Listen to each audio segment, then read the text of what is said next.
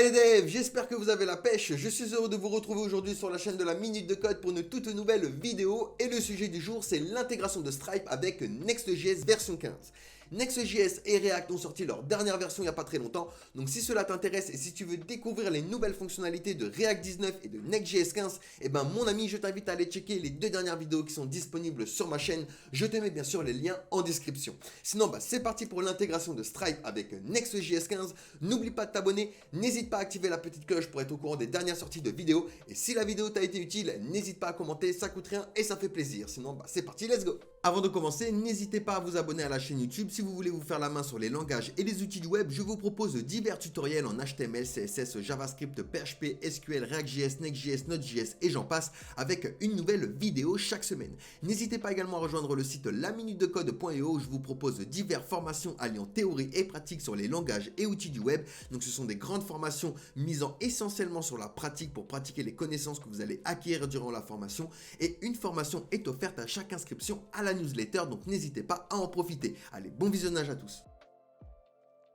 Donc c'est parti, première chose, on va initialiser un projet avec Next.js. Donc rendez-vous sur le site nextjs.org où nous allons pouvoir récupérer la commande npx create next app@latest. Et ici j'ai simplement ouvert mon bureau sur mon éditeur de code qui est bien sûr vide. Je vais simplement ouvrir mon terminal, donc soit vous allez dans terminal, nouveau terminal, ou vous faites le raccourci CTRL-SHIFT-U accent grave, et donc ça va vous ouvrir votre terminal comme ceci. Et ici, donc on va rentrer notre commande npx create next app@latest. Il va y avoir quelques petites nouveautés avec la version 15, notamment le Turbo Pack qui remplace le Webpack. Donc c'est optionnel, mais le Turbo Pack va améliorer l'optimisation de la mémoire et également le building lorsque vous allez build votre application.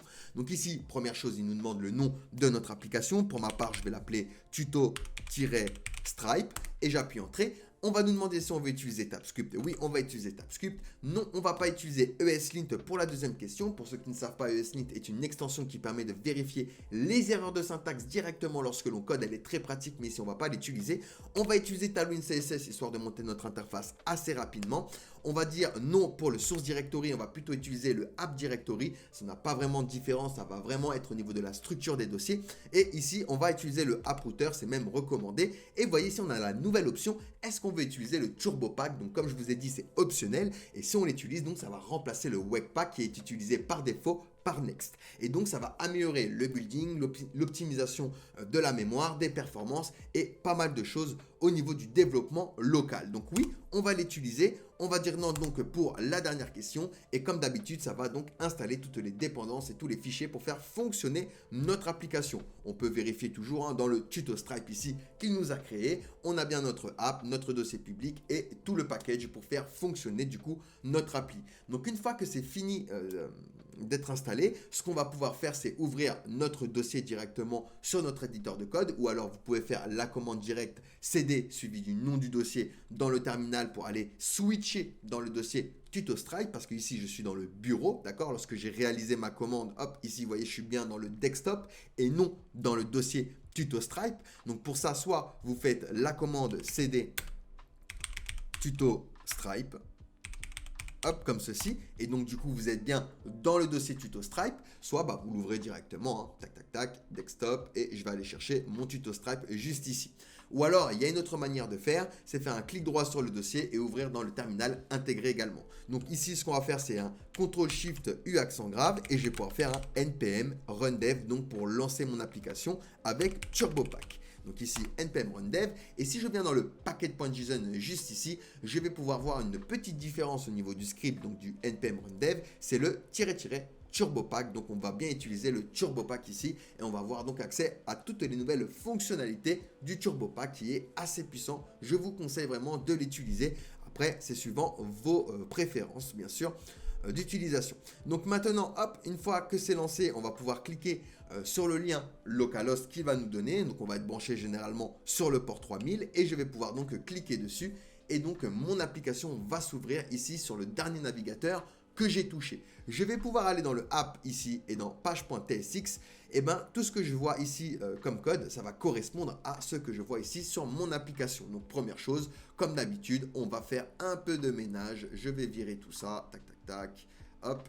Et donc, on va mettre simplement les React Fragments pour retourner plusieurs éléments HTML. Et je vais faire un H1Hello tout simplement ici.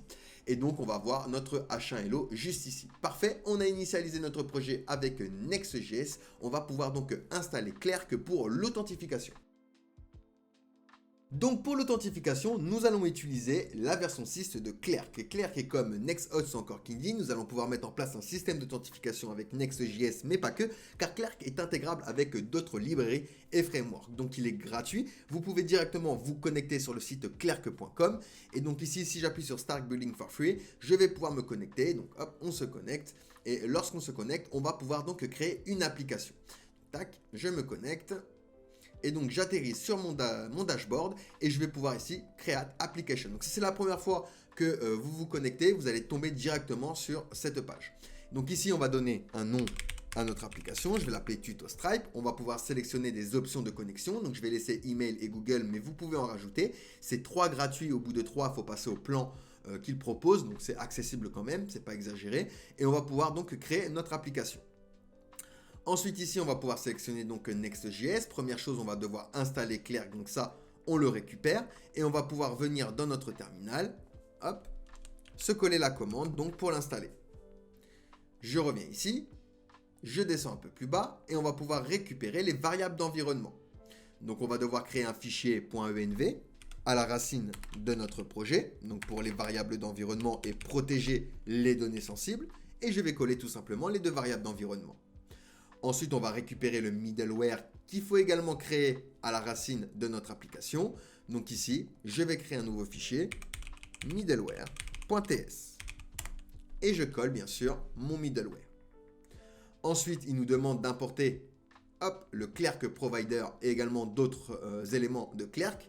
Mais nous, on va faire ça un peu différemment. Donc, ce qu'on va faire, c'est qu'on va se diriger dans le layout.tsx qui nous permet de structurer nos pages, ses frères et ses enfants au niveau des composants, mais également au niveau des providers, des contextes, etc.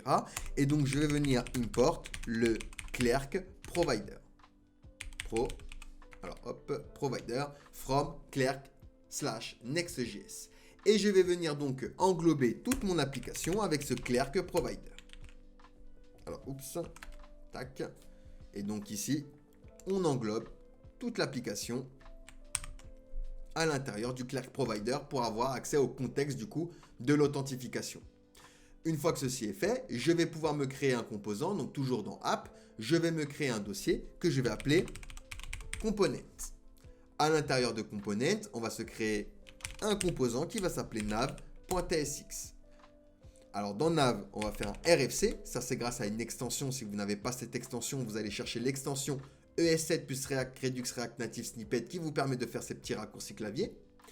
Et donc ici, on va pouvoir l'importer dans le layout également. Donc je vais venir tout en haut et je vais importer la navigation. Comme ça, il sera accessible sur toutes mes pages. Je n'ai pas besoin de l'importer page par page. Et je vais venir donc l'afficher tout simplement ici, nav. Et donc ici, dans mon application, j'ai bien nav et mon hello.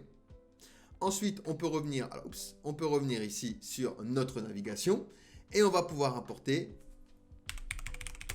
les éléments donc de Clerk. On a le Sign In button qui correspond au bouton de connexion de Clerk. Alors c'est button avec une majuscule. On a également Sign In qui est l'état pour savoir si l'utilisateur est connecté. De la même manière, alors c'est Sign In. De la même manière, on a Sign Out qui fait la même chose pour vérifier cette fois-ci si l'utilisateur il est déconnecté ou connecté. Et le User Button. Hop. Je vais importer également l'élément Link qui va me permettre de créer des liens de navigation avec Next.js. Et on va se mettre donc une balise nav. La balise sémantique, c'est toujours mieux. Class name, vu qu'on utilise Tailwind. Wfull pour avoir une largeur à 100%. H- et on va mettre entre crochets 50 pixels pour mettre des valeurs personnalisées comme ça avec Tailwind. P2 pour le padding, donc la marge intérieure à notre élément. Flex, Item Center et Justify Between pour le centrage. On va également lui donner un border B pour un border bottom. Donc ici, on va avoir une petite bordure assez sympa. Je vais réduire ça. Tac, tac. Et donc, à l'intérieur, on va se faire une petite div avec la classe flex, item center. Donc item center pour le centrer sur Y. Gap2, c'est la gouttière entre nos éléments. Et text SM pour la taille d'écriture. Donc SM, c'est un breakpoint de Tailwind CSS. Ensuite, on va rentrer notre balise link. Il va attendre l'attribut href comme la balise A en HTML. Et donc là, on va aller sur la page d'accueil. On va faire 3 liens. On aura sign up et sign in. Sign in. Et donc ici, on aura la page sign in et sign up. Et donc ici, j'ai bien mes liens. Parfait.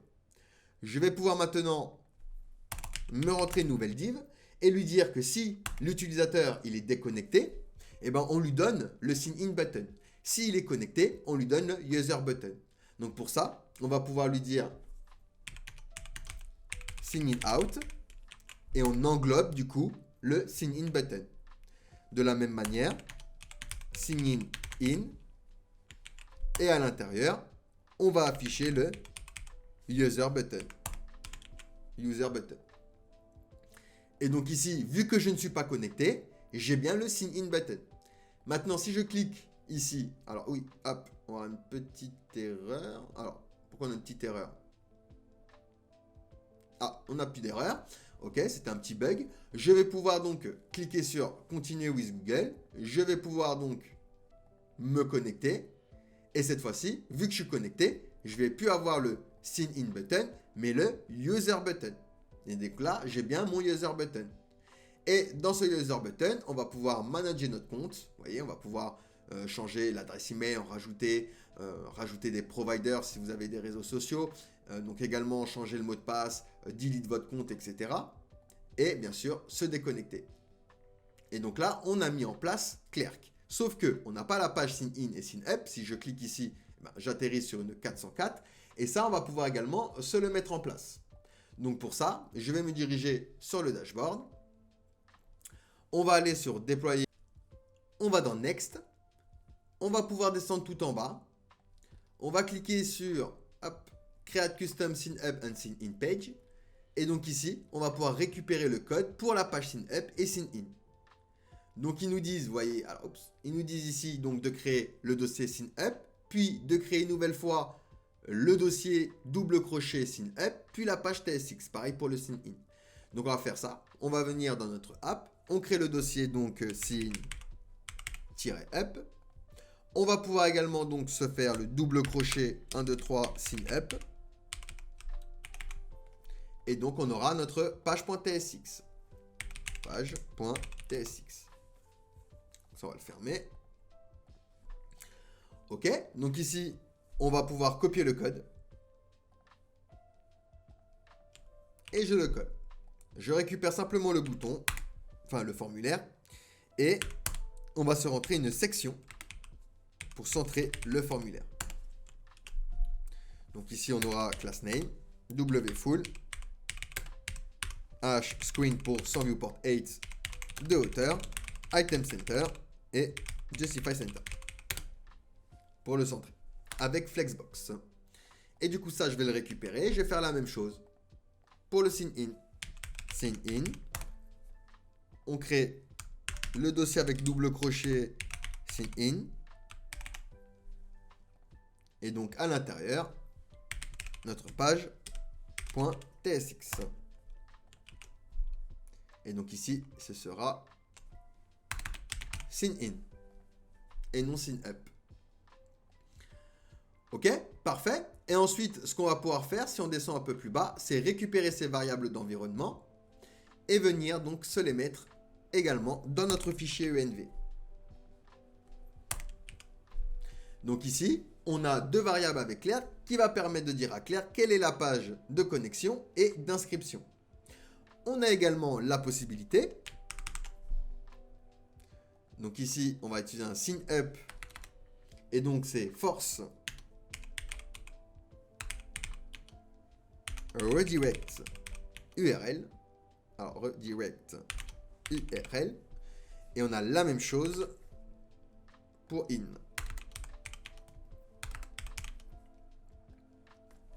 Tac.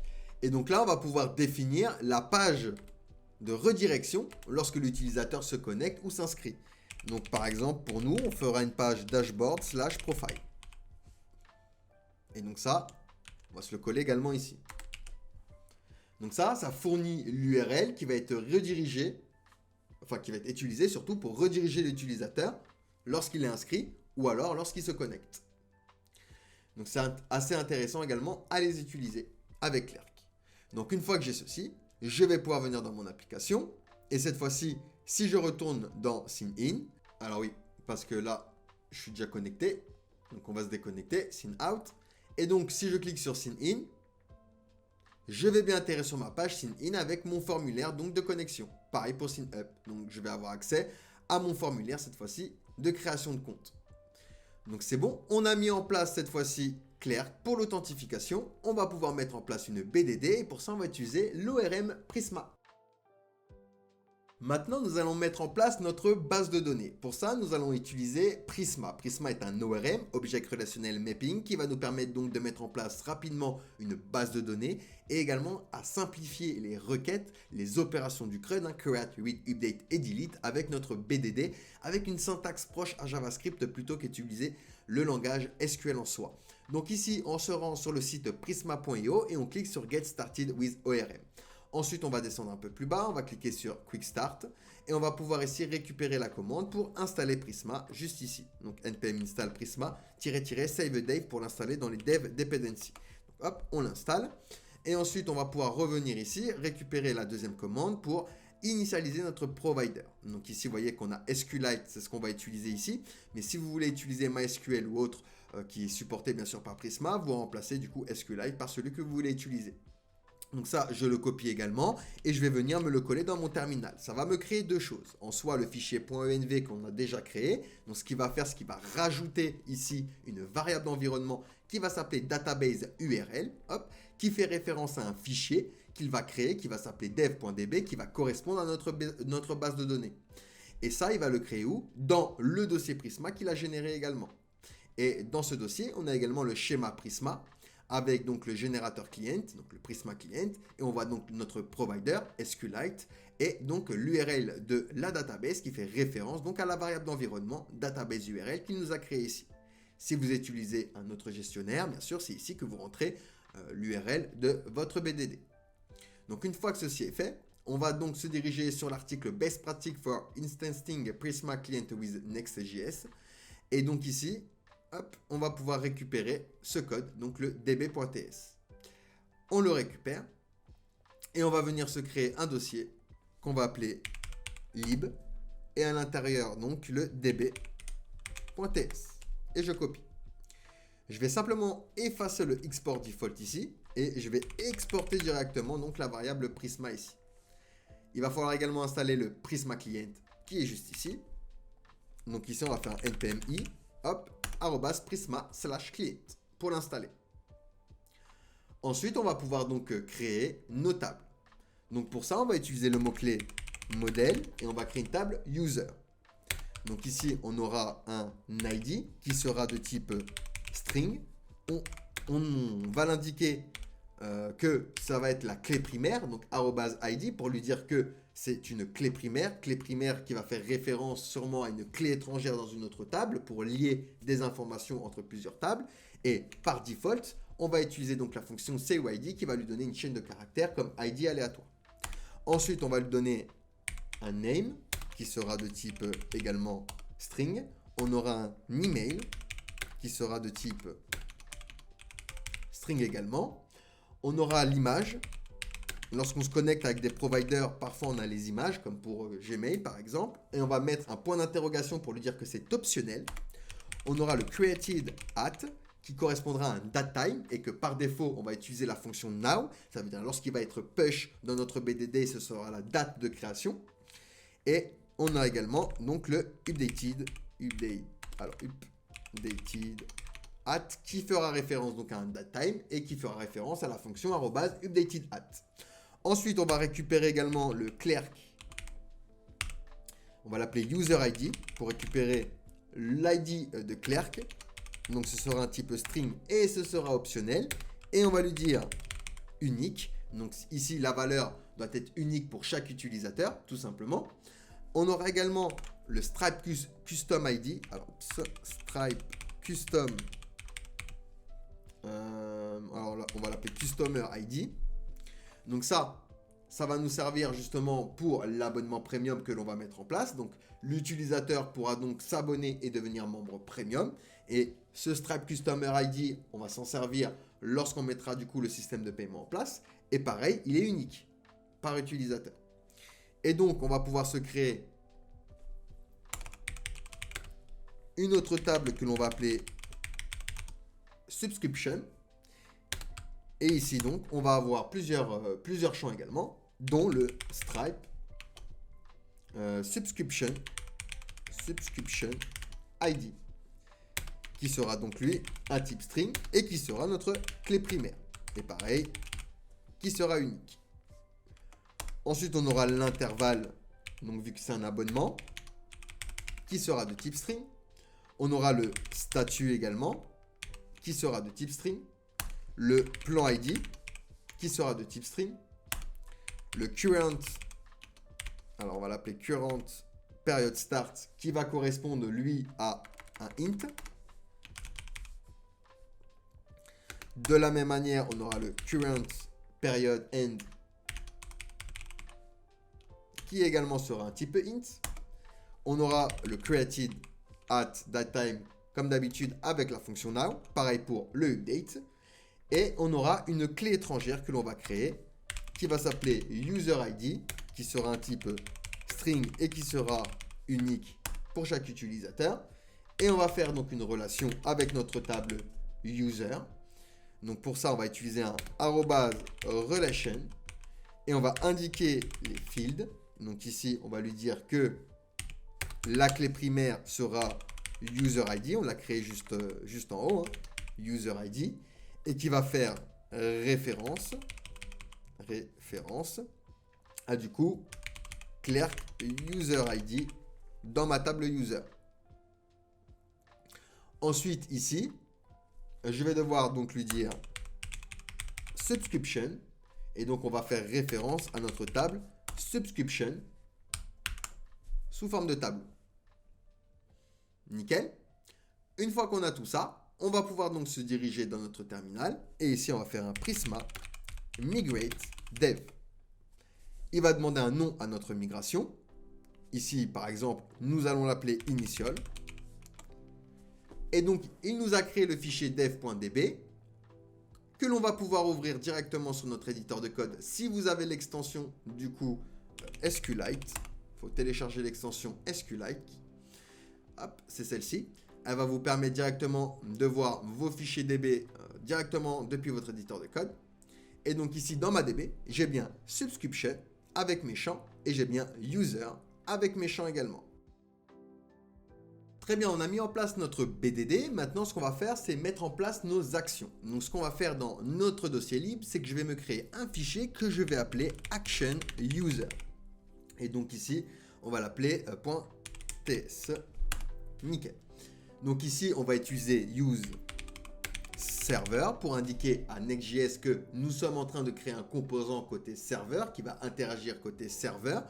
Et on va pouvoir importer donc Prisma de notre fichier du coup lib. Donc Prisma from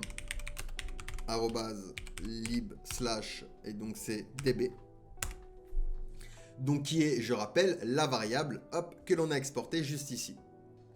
Ensuite, on va importer également la méthode redirect de Next qui va nous permettre de réaliser une redirection. Donc ça vient de next/navigation. Et on va import hot de clerk, donc hot. Donc là, ça vient de from. Et donc c'est @clerk/nextjs/server. Et donc, on va pouvoir créer une fonction pour rajouter l'utilisateur lorsqu'il se connecte à notre BDD pour obtenir ces informations. Ce n'est pas obligatoire, mais ici, par exemple, on aimerait bien récupérer certaines informations de l'utilisateur. Donc, pour ça, je vais exporter une variable que je vais appeler add user to database. Ce sera égal à une fonction asynchrone qui va récupérer le clerk user ID Et vu qu'on est avec une TypeScript, on doit typer. Donc, s'il sera de type string, on aura le name qu'on va récupérer qui sera de type string, l'email également qui sera de type string et l'image qui sera également de type string. Ensuite, cette fonction, elle va faire un try et un catch. Donc, on capture toujours les éventuelles erreurs. On gère les erreurs au cas où. Donc, catch. Donc, ici, en cas d'erreur, on va simplement faire un console.error et on va dire error. Et on retourne un true error. Et donc, dans le try, on va donc rajouter l'utilisateur. On va faire un const user est égal à await, vu que c'est une fonction asynchrone. Je rappelle que les fonctions asynchrones sont des fonctions qui vont nous renvoyer des promesses et qui vont être exécutées de manière différée dans le temps. Et await attend que la promesse soit résolue. Donc, du coup, je vais pouvoir faire un prisma.user.upser. Et donc, ici, on va pouvoir indiquer ce qu'on va insérer dans notre objet. Il va donc attendre trois propriétés. Upser, il va attendre where, donc la condition, la clause where, donc seulement si clerk user ID. Il va attendre update. Donc qu'est-ce qu'on va venir changer? Ici, name, email et image. Et il va attendre donc create. Donc ici, create. Et même histoire, on va venir créer clerk user ID, name, email et image. Et une fois donc qu'il a push dans la BDD, on va pouvoir donc return le user. Donc on return notre variable user. Donc cette fonction, on va l'utiliser pour rajouter l'utilisateur directement donc dans notre BDD lorsqu'il se connecte via les providers Google et via notamment notre formulaire de clerk. Maintenant, on va créer une autre fonction pour récupérer l'utilisateur. Donc on va faire un const get user est égal à async, une fonction toujours asynchrone. Et ici, on va récupérer donc le user ID via la fonction hot de clerk. Donc toujours est égal à await, on attend que la promesse soit résolue. On va lui dire if si j'ai le contraire de user ID, alors dans ce cas-là, eh ben, on utilise redirect et on le redirige vers la page d'accueil. Et sinon, on va faire un const user, on va venir le chercher dans notre BDD, donc est égal à await. On attend que la promesse soit résolue. Prisma.user.find unique. Et donc là, on va récupérer par rapport à une clause, donc à la clause where, seulement si clerk user ID correspond donc au user ID. Alors clerk user ID. Et donc on return le user. Ok. Et ce sera tout pour ces actions user pour le moment. Donc ici, ce qu'on a, on a une première fonction, hop, add user to database, qui lui va rajouter donc l'utilisateur dans notre BDD, en récupérant donc le nom, l'email et l'image, et son clerk user ID. Et on a une seconde fonction qui, elle, va aller chercher tout simplement l'utilisateur par rapport à son clerk user ID qui va comparer au user ID ici, en utilisant donc la fonction hot de clerk qui va récupérer l'ID de l'utilisateur courant, de l'utilisateur qui est connecté. Et il va le comparer donc au clerk user ID. Et si ça correspond, il va nous retourner donc notre user. Maintenant, on va utiliser nos actions. Pour ça, il va falloir créer une page dashboard. Donc ici, dans mon dossier app, je vais créer le dossier dashboard. Mais je rappelle que dans l'URL, on avait mis dashboard/profile au niveau du coup, tac, tac, tac, de l'URL de redirection. Alors, oups, c'est force par contre, et pas force avec 2 R. Donc ça, on va devoir le créer également. Donc dans dashboard, je crée le dossier profile. Et à l'intérieur, je crée donc ma page.tsx. Ici, simplement RFC. Et donc, je vais me créer un layout à l'intérieur du dashboard. Donc, hop, dans dashboard, cette fois-ci, je crée le fichier layout.tsx. Dans ce fichier layout, je vais faire un RFC, je vais le rendre asynchrone, donc async avant notre fonction. On va récupérer les children, qui correspondent au contenu des pages à partir de dashboard, puisque c'est un layout imbriqué, et je précise que children sera de type react.reactNode, donc tout type React valide. Ensuite ici, je vais rentrer une section, à qui je vais lui donner la classe max width. Alors on va lui donner une max width de 1200 pixels, wfull, mxauto. On va lui donner également un margin top de niveau 2 et un padding de niveau 2. Nickel. Et donc là, j'afficherai les children. Hop. OK. Donc maintenant, je vais commencer par importer hot et current user from. Donc ça vient de Clerk Next.js/server. Je vais importer également ma fonction add user to database. On va importer également Prisma de notre dossier lib de notre fichier db et redirect import redirect. Alors redirect, et donc ça vient de alors j'étais en double cote, redirect, et donc ça vient de next/navigation. Ok, donc maintenant je commence à extraire l'ID grâce à hot, la fonction hot du coup de Clerk, donc const, et je récupère le user ID est égal à await hot. Ensuite, je vais pouvoir récupérer les détails de l'utilisateur actuel qui est connecté.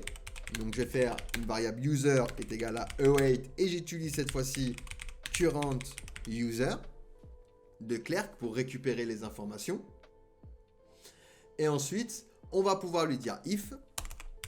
Si j'ai le contraire de user ou, donc je rappelle ou logique, les deux conditions, l'une des deux conditions doit être respectée, ou si j'ai le contraire de user ID, alors dans ce cas-là, on va rediriger l'utilisateur, on va le redirect vers slash, alors pas login, nous c'est sign in. Sinon, sinon, on construit du coup notre objet et on le push du coup dans notre BDD. Donc pour ça, je vais faire une variable que je vais appeler full name qui sera égale donc, et ici je vais ouvrir mes backtitres, à user.firstName et user.lastName. Ensuite, on va faire un const email est égal, alors, email est égal à user.email adresse de l'index 0.email adresse, puisque je rappelle qu'on peut avoir plusieurs emails. On peut lui dire ici ou nul, ici pareil, ou nul, ou chaîne de caractères vide. On va faire la même chose pour l'image. Const image est égal à user, et ça correspond à image URL de notre objet Clerk, ou alors nul.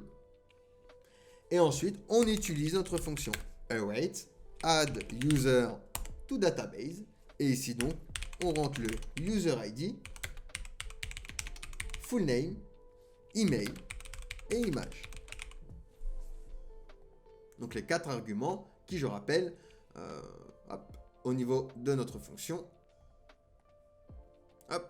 Clerk user ID, name, email et l'image.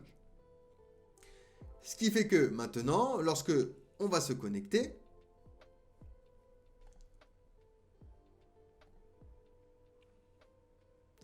il m'emmènera donc dans ma page dashboard layout.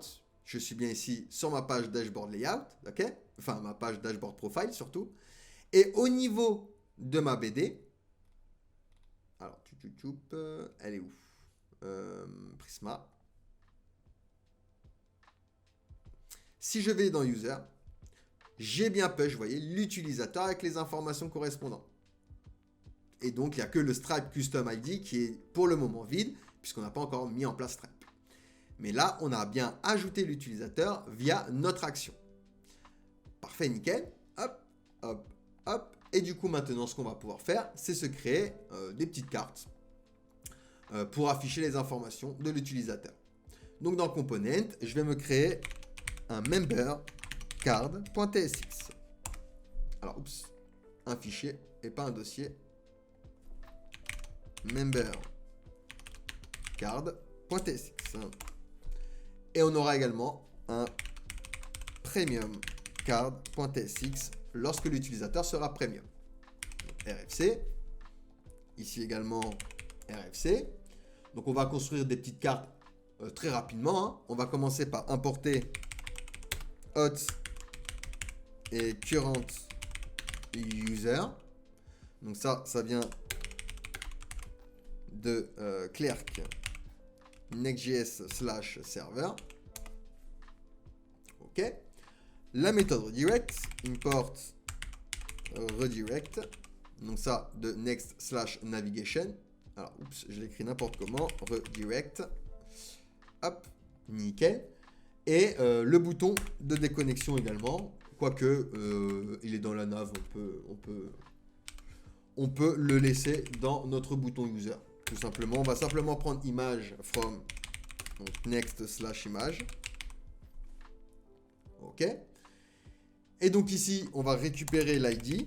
Const user ID est égal à await. Et donc on récupère à partir de la fonction hot. Donc qui dit await dit que cette fonction doit être asynchrone. Si j'ai le contraire de user ID, alors dans ce cas-là, on va redirect l'utilisateur vers la page d'accueil. OK. Et donc ici, on pourrait retourner une div. Alors on va lui donner class name. Alors ce qu'on va faire, c'est qu'on va l'importer parce que hop, sinon on voit pas ce qu'on fait. On va l'importer dans profile. Import member cart. Et donc là, on va l'afficher ici. Member card. Tac. OK, donc pour le moment, il n'y a rien, c'est normal, elle est vide. Et ici, donc, on va lui donner un wfull, hscreen, flex, item center. On va également utiliser un justify center et un flex call pour un flex direction column. Alors attention parce que item center et justify center changent d'axe lorsqu'on utilise flex direction column. Ici, donc, image. Dans l'image, on va pouvoir entrer la source. Et ici, on va faire un user de .image URL. Alors, on n'a pas récupéré l'utilisateur courant. Hop. Const user est égal à await current user. Et donc là, on va préciser as string, que c'est une chaîne de caractères. Il va attendre une width 150 pixels, 8. Pareil, 150 pixels. Et un texte alternatif. On va le laisser vide pour le moment. Et on va lui rajouter également class name. Juste un rounded full. OK. Ensuite, on met un H1 avec bienvenue et on affichera le nom de l'utilisateur. Donc, on va faire un user.fullname. Hop, on affichera l'email par exemple, histoire de email. Donc, même histoire. On affichera donc user. Et donc, on ira chercher dans email adresse de l'index 0. Email adresse. Et ensuite, on aura donc un petit bouton que l'on va rentrer dans un formulaire pour le moment. Hop. Et ce bouton va nous permettre donc de devenir premium lorsqu'on va mettre en place Stripe. Là, je vais simplement lui rajouter une class name my4. Et au niveau de notre formulaire, je vais rentrer un bouton. Donc, on va le styliser rapidement. Padding de niveau 2. Rounded MD. On va lui donner un BG Blue 500. Lorsqu'on va le hover, on va faire un BG Blue 600. Text white. Et un wfull. Et ici, on va faire devenir membre premium. Ok, parfait. Donc là, on va avoir une petite erreur. Pourquoi? Parce qu'il va falloir préciser à Next qu'il faut qu'il accepte les images qui viennent de cette URL. Donc pour ça, je vais récupérer ceci. Hop. Et on va se diriger tout simplement dans le dossier nextconfig. À l'intérieur de nextconfig, on va pouvoir rentrer image. Et ici donc, on va utiliser le remove pattern qui sera un tableau qui comportera à chaque fois un objet avec protocole. Donc ici, c'est HTTPS, le protocole. Hop, puisqu'on vient de HTTPS. On aura également donc le hostname. Donc ici, le hostname, c'est ce qu'on a copié, le img.clerk.com. Et on aura le passname. Donc, hop. Et ici, donc, on va pouvoir rentrer un double astérix comme ça, qui signifie que tous les chemins d'image vont être autorisés. Alors, c'est hostname, par contre, sans majuscule. Et passname... alors, pourquoi il n'accepte pas passname? Ah oui, j'ai oublié la petite virgule. Donc, une fois qu'on a fait ceci, eh ben, on va pouvoir relancer le serveur, parce que Next.js n'est pas content lorsqu'on touche à ce fichier. Je peux fermer celui-ci. Je vais rouvrir le serveur. Nickel. Je vais refresh du coup ma page. Donc là, on a toujours l'erreur par rapport à l'image. Et lorsque maintenant je refresh ma page, je n'aurai plus cette erreur. J'aurai bien l'image qui va s'afficher. Ah, vous voyez, j'ai bien les informations avec mon image, puisque maintenant, il accepte les images qui viennent de cette URL. Donc, remove pattern, très important lorsqu'on utilise des images qui viennent d'URL externe. Et donc là, j'ai bien ma carte premium. Member plutôt. Donc maintenant, on va falloir faire la même chose avec la carte premium. Donc tout ça, je vais le récupérer, CTRL-C. Et dans premium, pareil, je le copie. Alors je change le nom. Premium card. Alors pareil, on va dire bienvenue, etc., etc. Sauf que pour notre bouton, ce ne sera pas devenir membre premium, ce sera modifier abonnement. Comme ça, l'utilisateur pourra modifier son abonnement s'il le souhaite. Et toujours dans un formulaire puisqu'on va utiliser des actions. Nickel, parfait. Et bien là, on a notre card du coup member et premium. Donc, si j'importe premium card, hop, je vais l'afficher ici. Donc on a la carte ici member. Et ici, on a bien notre carte premium. OK. Et donc, suivant l'abonnement de l'utilisateur, on affichera la carte correspondante. Maintenant, passons à l'intégration de Stripe. Donc, rendez-vous sur Stripe. Et ici, je vais me créer un nouveau compte. Comme ça, je pars de zéro comme vous. Je vais l'appeler Tuto Stripe. Donc, je crée le compte.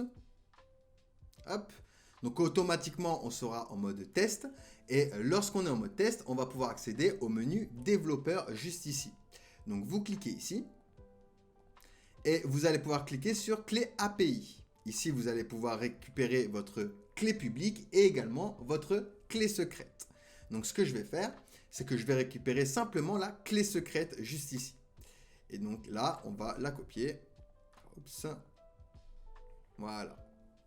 Et donc, dans le fichier .env, et juste après, alors ce qu'on peut faire, hop, c'est effacer ces commentaires. Hop, c'est beaucoup plus propre. Et on va se faire la variable Stripe API key. Ou alors key secret plutôt. Key secret. Hop, et on colle du coup notre clé. Ensuite, seconde chose, on va venir dans catalogue de produits et on va se créer un abonnement. Donc j'ajoute un produit. Je lui donne un nom, donc, par exemple premium. On peut également lui définir une description, une image, plus d'options également. Et donc ici, on va lui dire que, je sais pas, ce sera 10 € par mois. Donc c'est mensuel et j'ajoute le produit. Lorsque vous avez ajouté votre produit, donc je peux hop, refresh mon catalogue. Je vais avoir donc mon produit ici. Je vais cliquer dessus. Je vais cliquer de nouvelle fois au niveau du tarif. et je vais récupérer ici le price ID. Donc ça, je le copie et je vais venir me créer une clé que je vais appeler par exemple Stripe API ID. Et donc, je rentre ma valeur juste ici. Une fois qu'on a fait ceci, eh ben, on est bon au niveau du coup de l'API et de l'intégration de Stripe. Il va falloir bien sûr installer Stripe dans nos dépendances. Donc j'ouvre le terminal et je vais faire un npm i Stripe. Et je vais me créer un fichier dans le dossier lib que je vais appeler stripe.ts.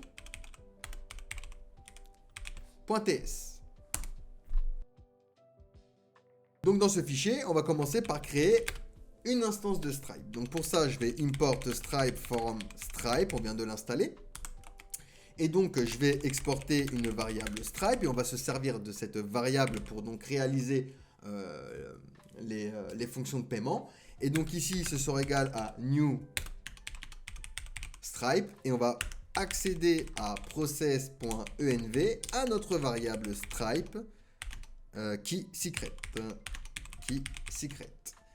Et donc on précise que c'est une chaîne de caractères à string et on va préciser également que nous utilisons TypeScript, donc il doit supporter TypeScript.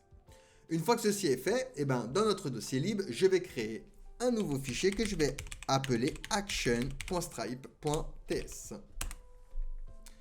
Et donc ici, on va définir une fonction pour créer une session de paiement. Donc pour ça, je vais commencer déjà par importer la variable que l'on a créée Stripe. Hop, nickel. Et donc je vais exporter une variable que je vais appeler get Stripe session. Alors Stripe session est égal donc à une fonction asynchrone qui va récupérer donc le price ID, le domaine URL. Il va récupérer également le customer ID, et on est avec TypeScript, donc on précise que price ID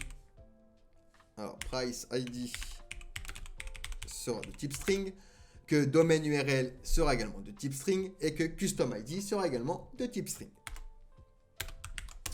Ensuite, on va pouvoir donc créer une session de paiement. Donc pour ça, je vais créer une variable que je vais appeler session est égale à await. On utilise donc notre variable Stripe que l'on a importée, .checkout pour accéder donc aux fonctionnalités de checkout Stripe, .session pour accéder aux sessions, .create donc pour créer une session.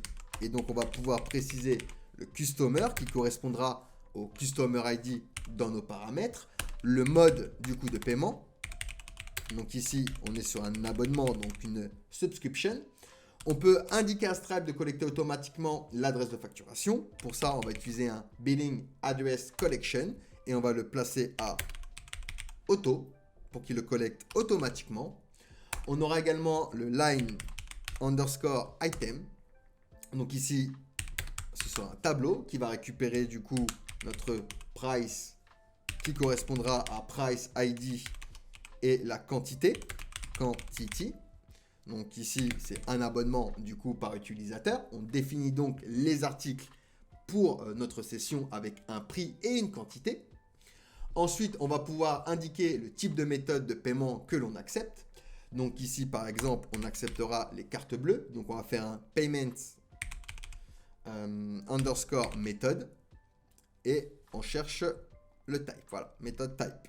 Et donc ici, on va pouvoir préciser card. OK. Ensuite, on va pouvoir avoir la propriété customer update.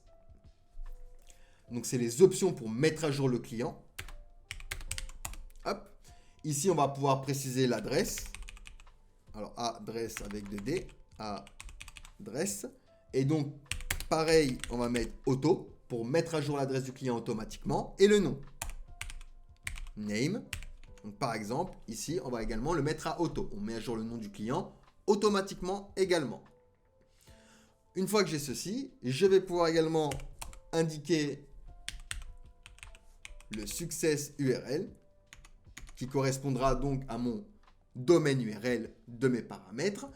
Alors, on ne va pas aller jusqu'à là. On ira jusqu'à dashboard et on créera une une page payment avec une page succès.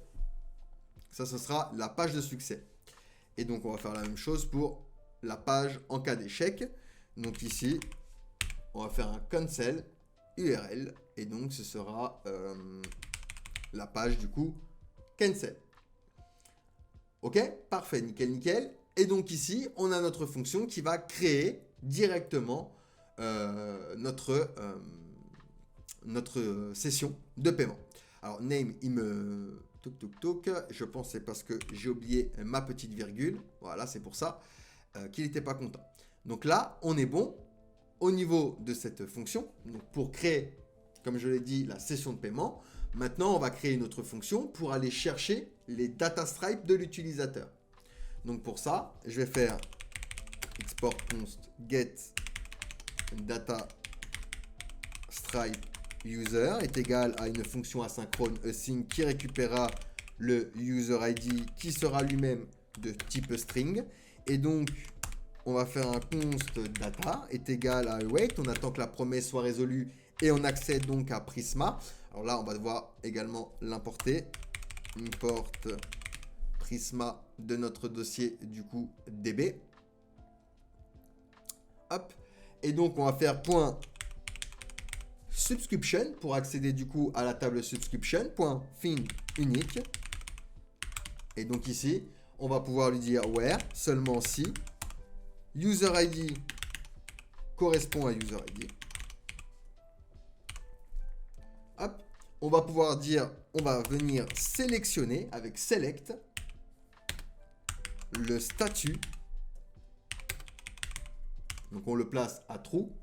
Et on va indiquer également user. Alors on peut le mettre directement après le select. On va la sélectionner également dans user. Donc, select. Et on vient chercher le stripe customer ID. Que l'on place également à true. Et donc on return les data. Return data. Donc notre variable data juste en haut. Donc ça, c'est une fonction qui va nous servir à aller chercher le stripe customer ID et les informations de l'utilisateur par rapport à la session de paiement. Ensuite, on va créer du coup une fonction pour créer cette souscription. Donc pour ça, export const create subscription est égal à une fonction asynchrone. Hop. Et donc, cette fonction va récupérer les informations de l'utilisateur connecté. Et pour ça, on va pouvoir faire un user est égal à await. Et on va utiliser notre fonction getUser de nos actions. C'est pour ça qu'on a créé d'ailleurs un fichier action user. C'est parce que, hop, au niveau de l'objet de Clerk, on ne va pas obtenir le stripe custom ID. Donc pour ça, on vient chercher l'utilisateur avec notre fonction ici, getUser de nos actions.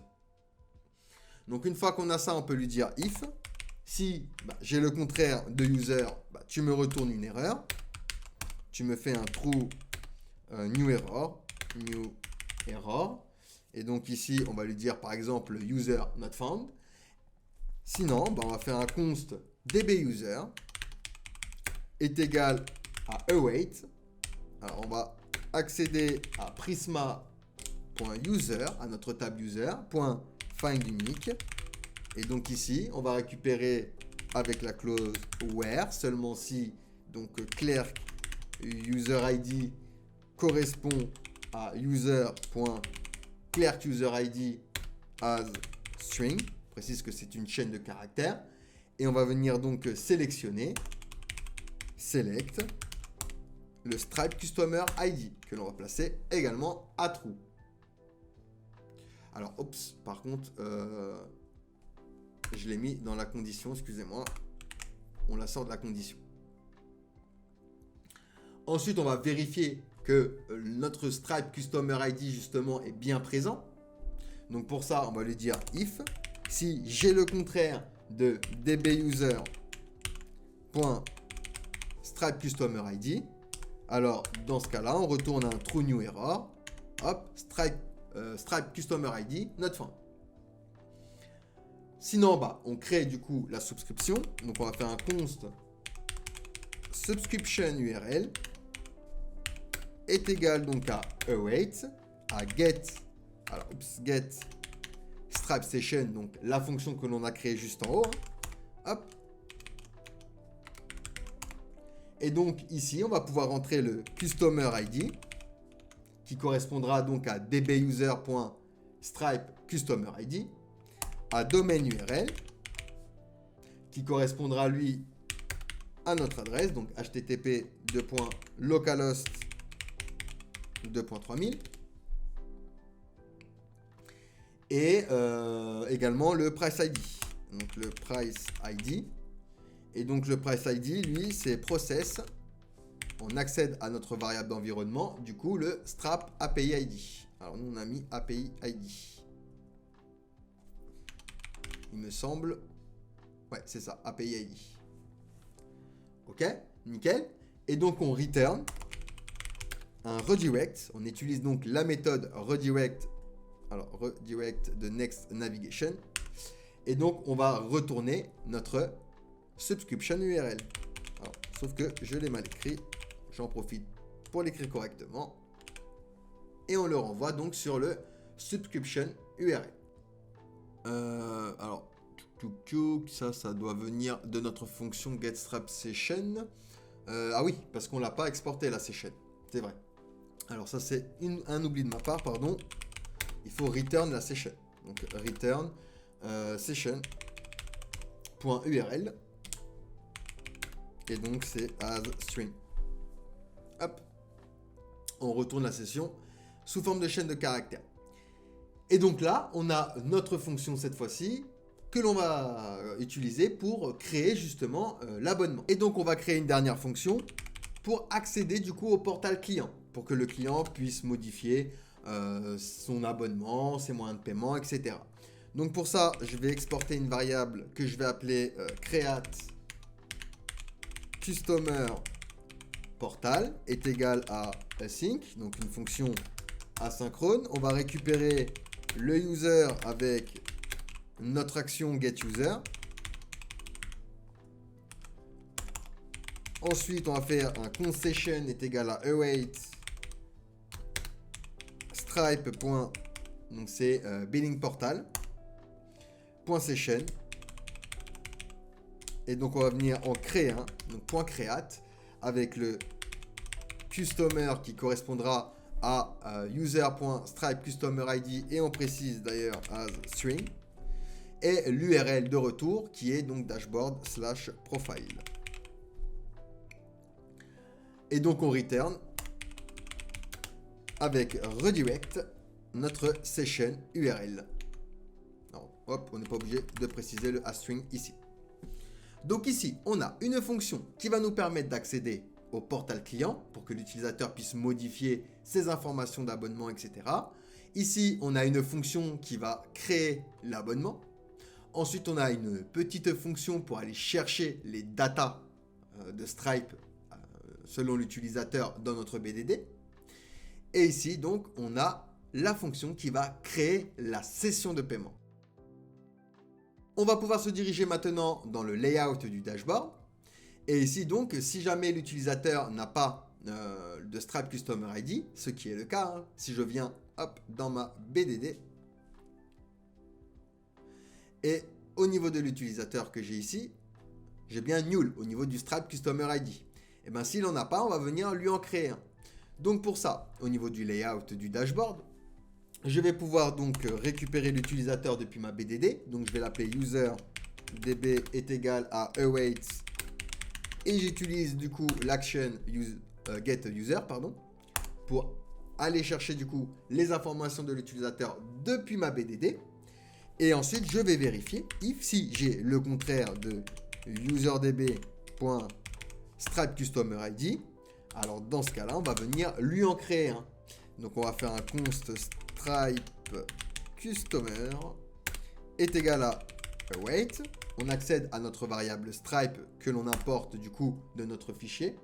Et donc, on va pouvoir lui dire .customer.create pour en créer un. Et on va préciser donc que l'email correspondra à userdb.email et que c'est une chaîne de caractères, donc as string. Une fois qu'on a ceci, on va pouvoir mettre à jour les informations de l'utilisateur dans notre BDD avec l'ID du client Stripe.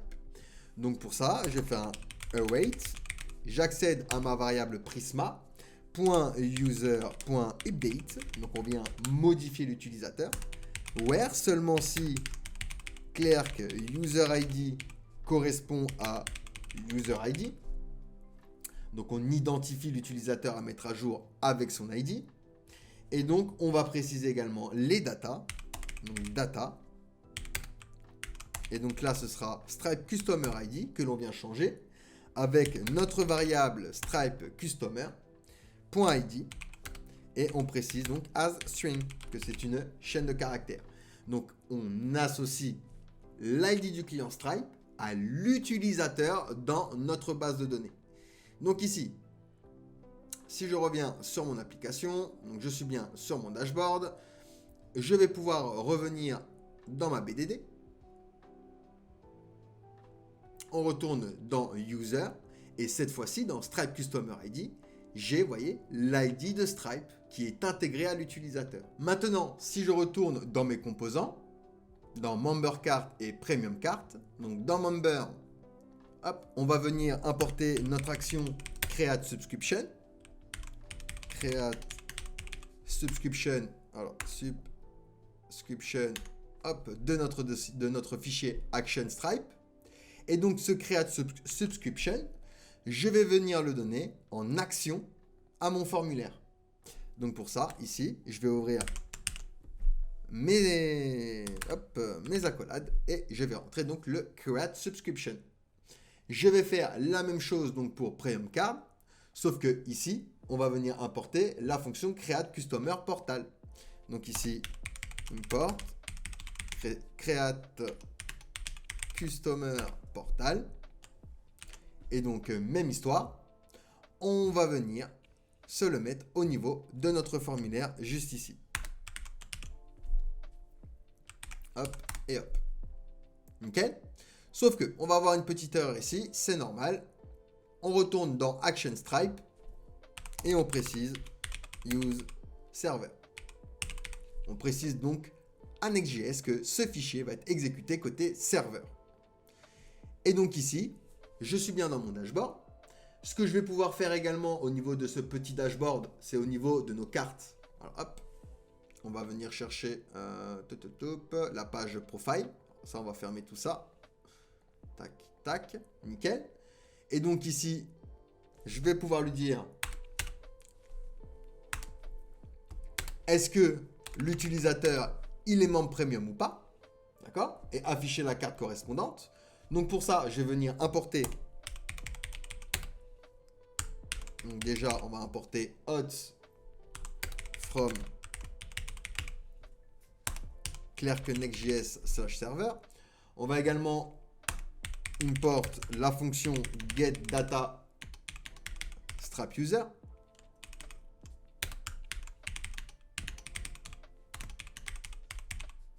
Hop, de notre fichier action du coup Stripe.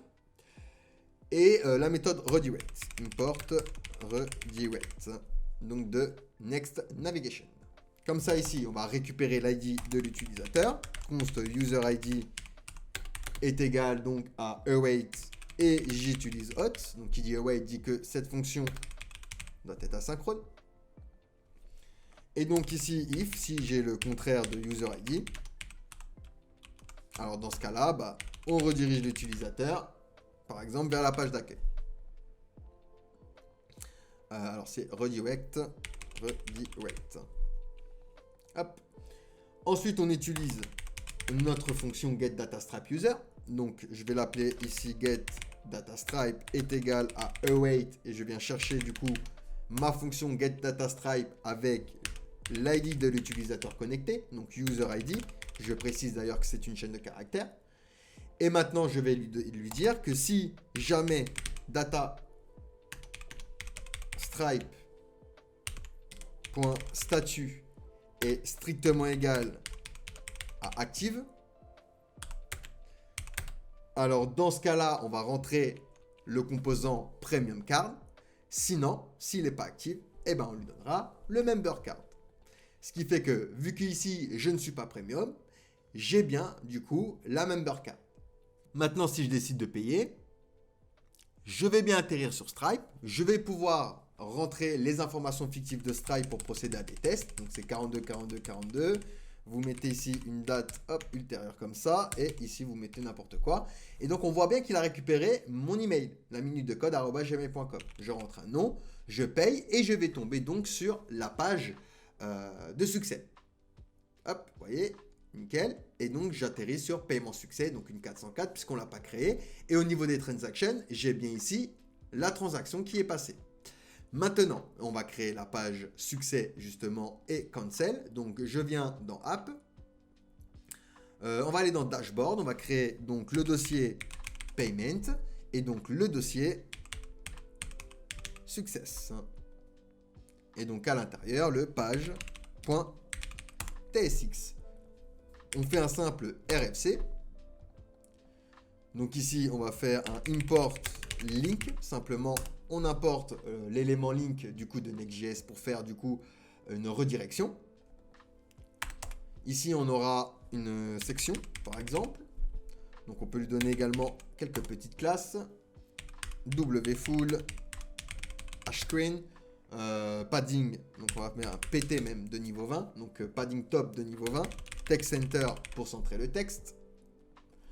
Ensuite, on aura une div avec la classe. Alors, on va lui donner une width personnalisée, sinon ce sera trop gros si je lui dis un wfull. On va lui donner une width de 400 pixels. Ok, un mxauto donc pour le centrer et un p4, donc un padding de niveau 4. Ensuite, je vais rajouter un h1 avec la classe text xl. Et je vais également lui donner un fond black pour la graisse d'écriture, un MB2, donc un margin bottom de niveau 2, text center et uppercase pour que tout soit en majuscule. Hop. Et donc ici, on va mettre paiement réussi. Ok, parfait. On va mettre un petit P avec la classe text SM et margin bottom de niveau 2. Vous êtes maintenant membre premium. Ok. Et donc, on ajoutera un lien. Donc, je vais rentrer un bouton. Padding de niveau 3. BG Green 500. Lorsqu'on va aller over, on va mettre un BG Green 600. Un text white pour la couleur. Rounded MD pour arrondir légèrement nos angles de nos boutons. Et donc ici, on va voir link avec href. Et donc, il retournera sur dashboard/profile. Et donc ici, on va mettre retour sur le dashboard. Donc, on aura ceci. Ok, parfait. Donc ça, je vais le récupérer. CTRL-C. Et je vais faire la même chose pour la page cancel. Cancel. Donc page.tsx. Et je copie ça. Simplement, je change la couleur du bouton en rouge. Retour sur le dashboard. Ici, on va mettre « Il y a eu une erreur ». Et ici, on va mettre « Oups ». Alors, on va mettre « Oups ». Échec de paiement. Ok, parfait, nickel. Donc là, on a notre page de paiement, de succès, pardon, et notre page en cas d'échec de paiement. Pour pouvoir utiliser le webhook de Stripe et être à l'écoute des événements et donc pour pouvoir rajouter l'abonnement à notre BDD, je vais aller dans développeur ici et on va cliquer sur destination d'événements. On va cliquer sur test with a local listener et donc on nous demande de faire ces commandes. Sauf que on va utiliser le Stripe CLI. Si jamais vous n'avez pas le Stripe CLI d'installer, vous pouvez le télécharger via la doc directement. Donc moi, pour ma part, il est déjà installé. Il est dans mon dossier de documents, dans un dossier strap-cli. Et vous voyez, j'ai bien le stripe.exe. Donc ça, vous pouvez le télécharger directement. Et ce qu'on va faire, c'est qu'on va ouvrir le PowerShell le Windows PowerShell, tac, tac, tac, ici. Alors ici, on va devoir du coup changer l'URL plutôt d'accès pour accéder au Stripe CLI. Et pour ça, donc, on va utiliser un get child item. Et donc, on va dire -pass. Et on va aller chercher dans mon disque dur, /user, /utilisateur, /document, mon dossier donc Stripe CLI, -recurse, -filter, et donc c'est stripe.xi. Et donc vous appuyez Entrée, tout simplement. Une fois que vous avez ceci, vous allez pouvoir faire un $env, $pass, plus égal, et donc là on va rentrer entre double cote, alors double ou simple, hein, peu importe, .c, /user, /utilisateur, /document, /stripe CLI. Et donc ici, je vais pouvoir appuyer Entrée.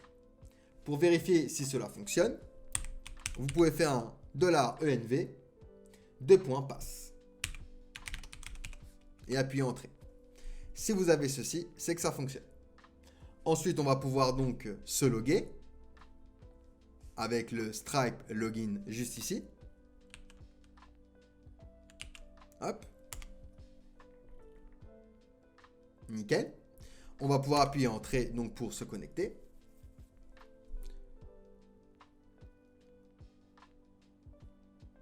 Donc là, il m'a envoyé un email de test. Enfin, un email de confirmation plutôt. Sans mon email de test. Je vais aller le chercher. Donc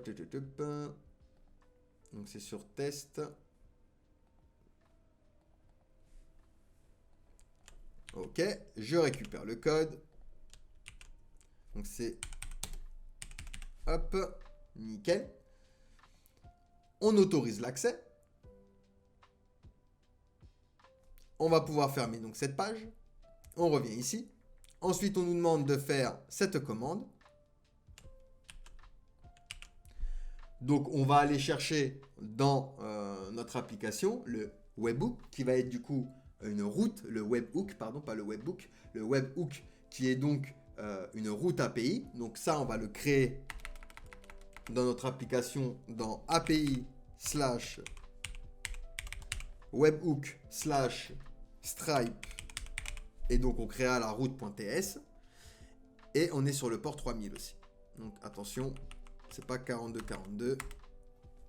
Ici, on est sur le port 3000. Donc ici, on va pouvoir appuyer Entrée. Il va nous donner ici, hop, le lien du webhook.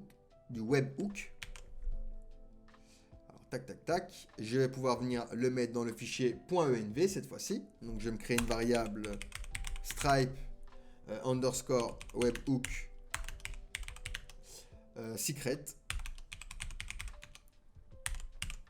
Et donc on rentre notre clé secrète de notre webhook. Nickel. Et donc on est donc ici à l'écoute de notre événement. Mais il va falloir créer notre route. Donc dans app, je vais créer un dossier API, un dossier du coup webhook, un dossier stripe. Et donc ici, on va créer notre route.ts.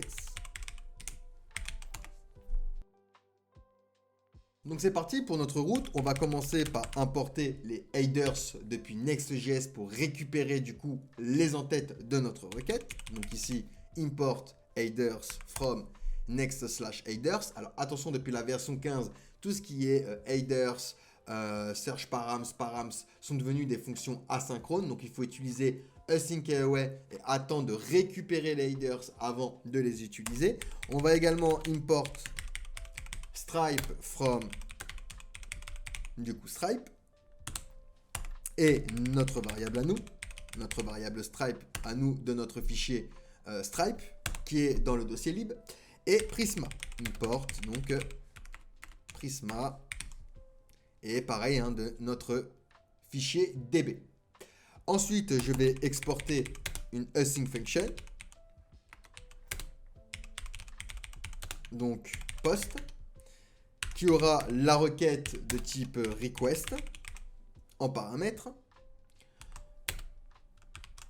On va récupérer le corps de la requête sous forme de texte. Donc pour ça, on va faire un const body est égal à await requête, enfin la requête.text.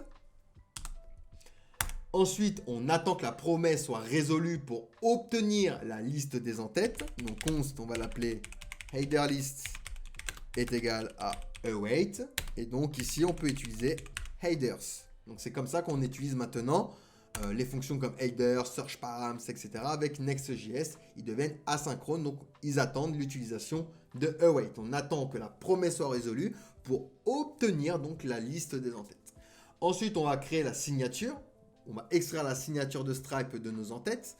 Donc on va faire un const, on va l'appeler signature est égal à notre variable headerList.get et on va aller chercher donc le Stripe signature. Et on précise du coup que c'est une chaîne de caractères, donc as string. Ensuite, on va déclarer une variable pour l'événement Stripe. Donc on va faire un let event de type du coup stripe.event et on va enfermer donc le tout dans un try et un catch ici, try et catch. Donc en cas d'erreur, hop, pour le moment on va s'occuper du try, on verra l'erreur plus tard. Donc ici on va tenter de construire l'événement à partir du corps de la signature en utilisant notre clé secrète de notre webhook. Donc pour ça, on va faire un event et donc on accède à notre variable event juste ici et on va faire un est égal à stripe.webhooks.constructEvent et donc on va venir construire notre événement avec notre variable body et notre signature. Et on va également rentrer notre variable d'environnement process.env.stripe webhook secret et qu'on précise d'ailleurs que c'est une chaîne de caractères, sinon il ne va pas être content. Donc on utilise la variable d'environnement pour la clé secrète. En cas d'erreur, donc on aura une erreur de type du coup unknow.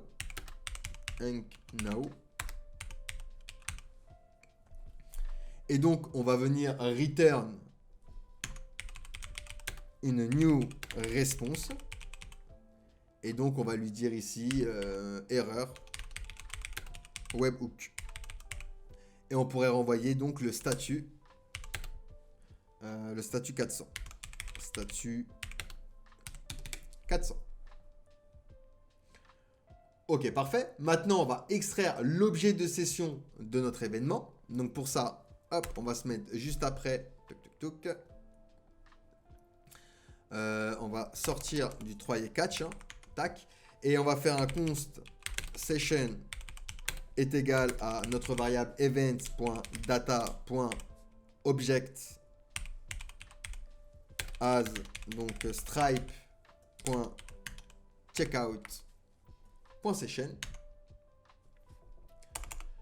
Ensuite, on va vérifier si l'événement est une session de paiement terminée ou non. Donc, on va faire un if si event.type est strictement égal à alors c'est checkout.session.completed.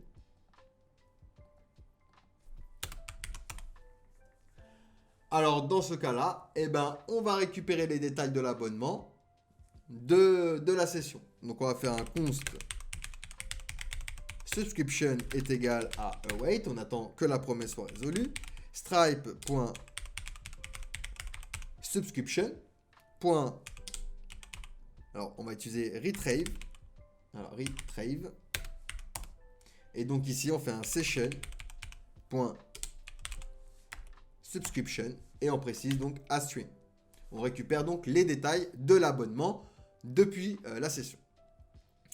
Ensuite, on convertit l'ID du client en chaîne de caractères pour pouvoir le manipuler. Donc, const customer ID est égal à, string de session customer. .customer. Hop, nickel. Et on va rechercher maintenant l'utilisateur dans la BDD à l'aide du client ID de Stripe.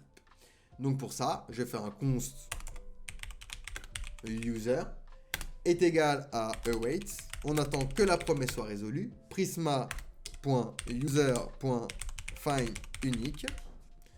Et donc ici, on va récupérer avec la clause where seulement si.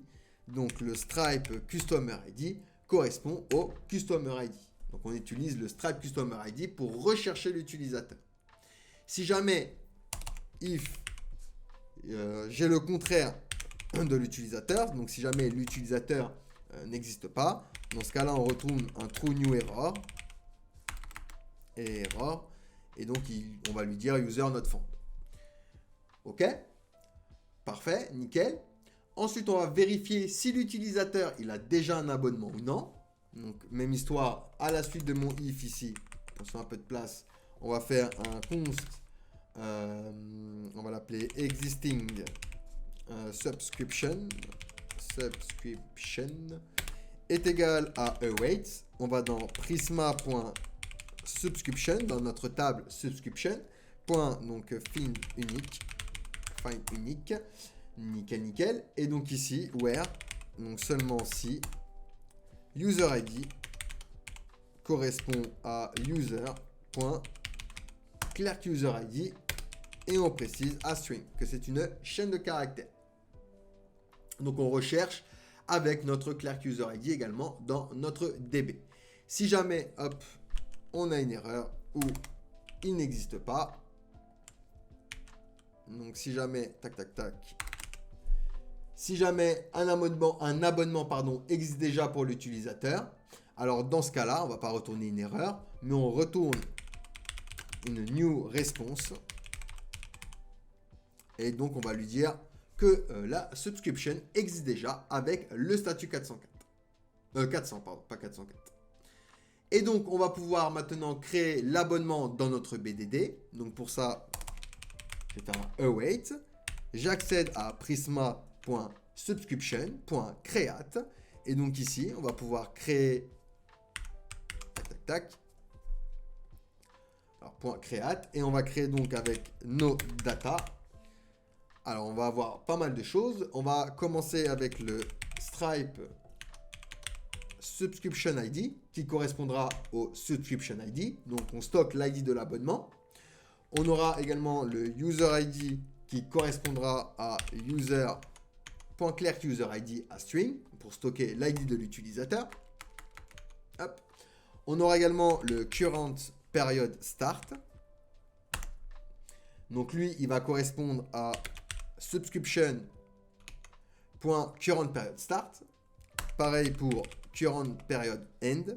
Il va correspondre donc à subscription.current period end. Donc on stocke le début de la période actuelle et la fin de notre abonnement. On va également stocker le statut de l'abonnement. Donc statut est égal à subscription.statut. Plan ID.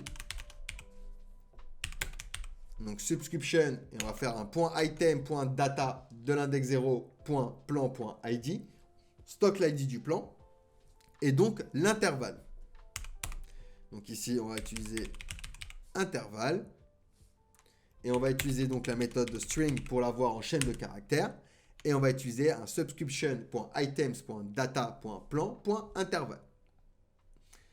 Nickel, parfait. Maintenant, on peut venir à la suite et on va vérifier si l'événement est un paiement réussi ou non. Donc pour ça, on va faire un if si event, alors event.type est strictement égal à invoice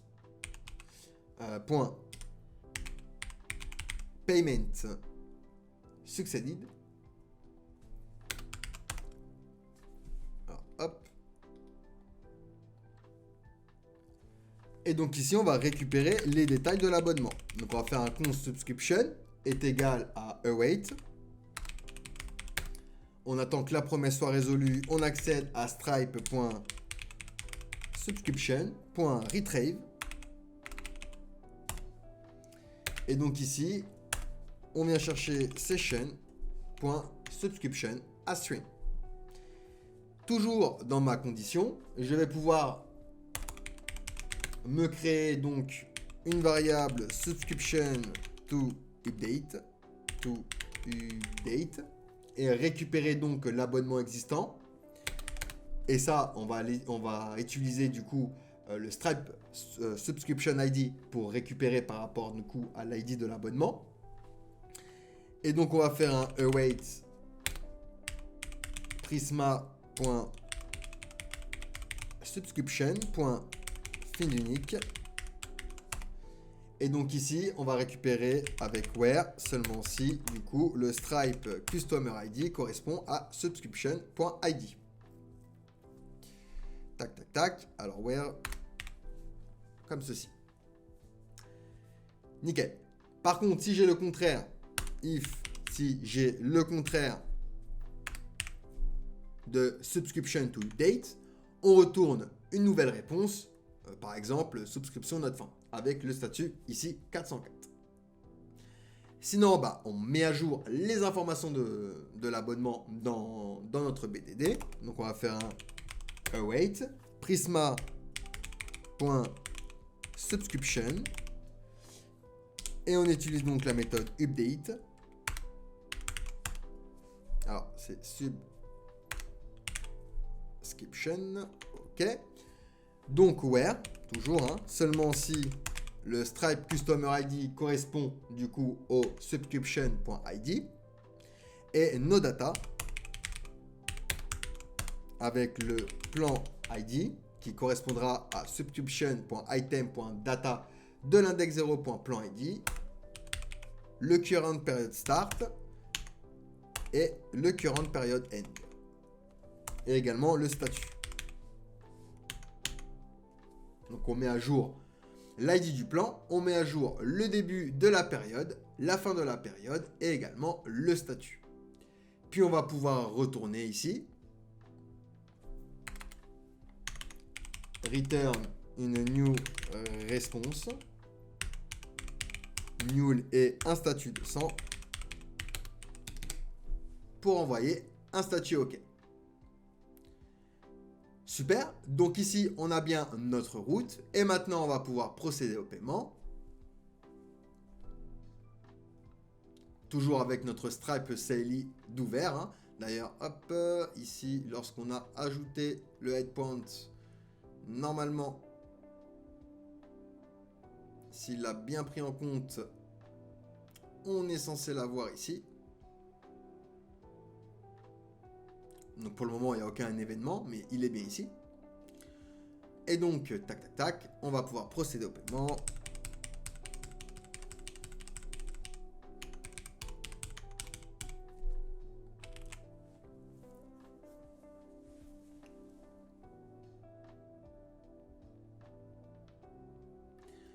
Donc le paiement a bien réussi. On a bien ici un statut 200 qui est apparu. Paiement réussi. Ok, nickel. Et ici, j'ai la carte premium. Vous voyez, modifier abonnement. Je suis bien abonné. Donc maintenant, dans ma DB, si je retourne sur ma DB, dans la ligne ici, subscription, j'ai bien ici mon abonnement. Vous voyez, avec toutes les informations. Et du coup, ici, l'utilisateur est bien un membre premium. Il a bien souscrit du coup à Stripe. Et donc, il va falloir activer le portal, parce que là, si je clique sur modifier l'abonnement, je vais avoir une petite erreur. Donc, il va falloir activer le Billing Portal. Donc, pour ça, on retourne ici sur notre dashboard de Stripe. On va faire un slash et ici, vous allez aller chercher directement settings slash billing slash portal. Vous allez accéder du coup à cette page et vous allez pouvoir activer le lien de test, tout simplement. Et Puis c'est tout. Puisque maintenant, hop, si je reviens ici, tac, tac, tac. Alors on va retourner sur notre localhost.